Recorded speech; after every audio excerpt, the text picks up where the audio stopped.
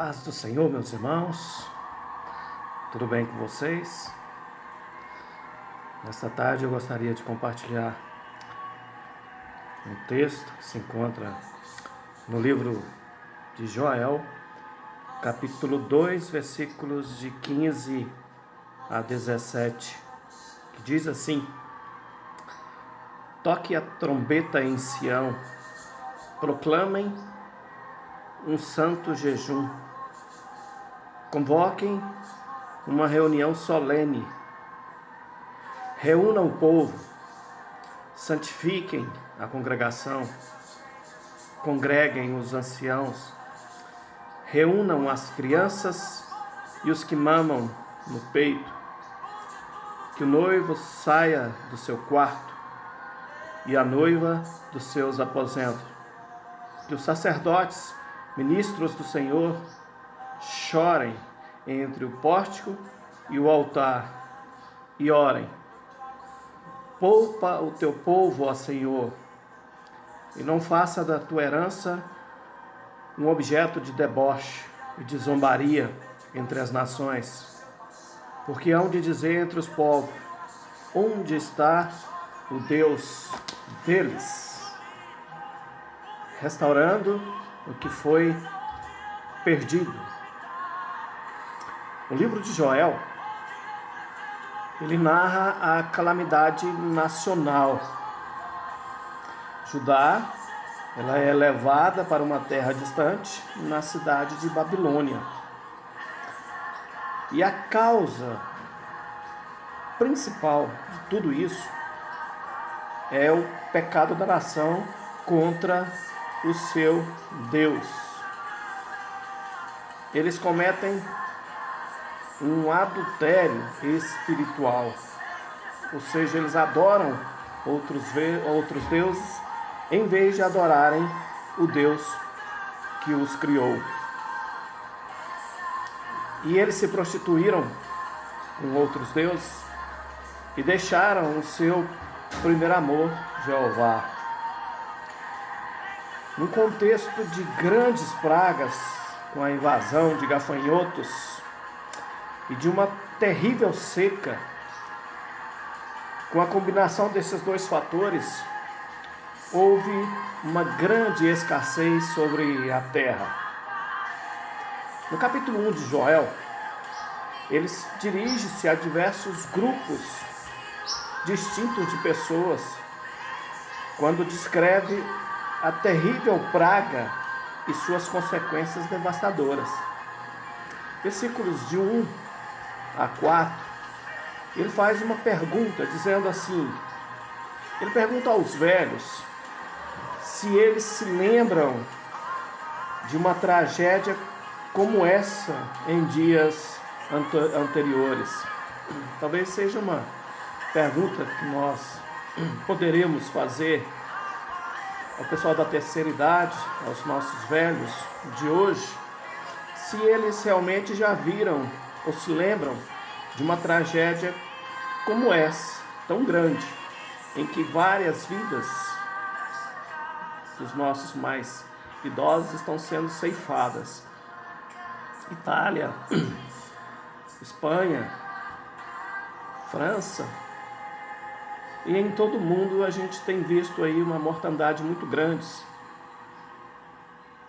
dos nossos idosos, na sua maioria. E a pergunta é: vocês já tinham visto uma tragédia tão grande como essa? Isso ocorreu lá no livro de Joel, para você ter uma ideia. E a resposta dos idosos é não. Eles não se lembram de fatos tão horrorosos. E o responsável direto pela escassez é a praga dos gafanhotos, que em 4 fases ou estágios diferentes de crescimento são capazes de arruinar uma nação. Versículos 5 e 7, capítulo 2, Joel se volta aos ébrios, aos bêbados, que choram e uivam, porque as vinhas estavam destruídas. Acabou o suprimento de vinho. Fazendo uma comparação, a gente poderia dar uma olhada aí para fora, moradores de ruas, que no meu setor mesmo tem muitos que moram aí nas ruas, mas que vivem muito do álcool, da bebida. E eu sei que eles estão passando dias difíceis, né? Não tem pessoas para poder dar dinheiro para eles poder comprar. E eles devem estar, conforme esse povo aqui na época de Joel, devem estar uivando, chorando, porque estão vivendo um momento de escassez. Já no versículo 8 e 10, ele fala dos adoradores. Aqui diz que eles tinham que ir ao templo de mãos vazias, porque não há sacrifício para ofertar. Aí eu fiquei pensando também na nossa época, em que nós temos o templo e não podemos ir como igreja para adorar. Individualmente a gente vai, mas como igreja do Senhor, nós não temos ido para adorar e prestar os nossos sacrifícios para ofertar ao Senhor. Versículos 11 e 12, Joel se dirige aos lavradores, que uivam também, porque as suas colheitas estão arruinadas. Se olhar também para os comerciantes, os empresários, nós temos por volta de mais ou menos 18 dias que nós estamos com essa quarentena implementada, mas já se fala de desemprego, já se fala de patrões mandando pessoas embora, de prejuízos incalculáveis, de pequenas empresas que possivelmente quebrarão, não darão conta mais de se levantar. Já no versículos 13 e 14, ele se dirige para os sacerdotes, pedindo a eles que jejuem e orem. Deus, meus irmãos, ele estava punindo a nação por causa do pecado. Ele fica olhando para nós também como pastores, homens de Deus, líderes. E me pergunto, por que tão grande praga se abateu sobre o nosso país e sobre o mundo? Será que não tem nada a ver com a nossa conduta, com a nossa postura? Será que nós temos jejuado e orado como deveríamos? Será que Deus não tem punido as nações por causa do pecado? Para que Deus possa restaurar o que havia perdido ou que se perdeu, existe uma necessidade premente de nós obedecermos a Deus. Se o povo, meus irmãos, obedecer, ele vai enviar a chuva e a colheita. Porém, se permanecermos no erro, continuarmos pecando, desobedecer, certamente Deus nos punirá. Nesse caso de Joel, ele os puniu, destruiu as suas colheitas. Eu gosto muito do texto de 2 Crônicas 7, 13 a 14. Deus diz assim: se eu fechar o céu para que não chova, e eu mandar os gafanhotos devorarem o país, ou sobre o meu povo eu enviar uma praga. Aí ele continua no versículo: porém, se o meu povo, que se chama pelo meu nome, se humilhar, orar, buscar a minha face e se afastar dos seus maus caminhos dos céus, eu ouvirei, perdoarei o seu pecado e curarei a sua terra. Talvez está faltando isso para nós. Nos humilhar, orar, buscar a face do Senhor, nos afastarmos dos maus caminhos. Eu tenho certeza que o Senhor há de perdoar os nossos pecados e curar a nossa terra que está sendo devastada. Capítulo 2, versículos de 1 a 11. Joel diz que ao tocar das trombetas de alarme, para avisar que o exército de gafanhotos está a caminho. E esse tipo de gafanhoto, ele tem capacidade de comer tudo que encontra pelo caminho. No versículo 10, sugere um enxame tão grande a ponto de encobrir o sol e a lua. Quando chega em Joel 2, 12 a 17, aí assim, uma definição, e aí se toca a trombeta pela segunda vez, e dessa vez é para chamar a congregação ao jejum, oração e confissão de pecados. Joel 2,16, meus irmãos, ele convoca todos, sem exceção, ao jejum.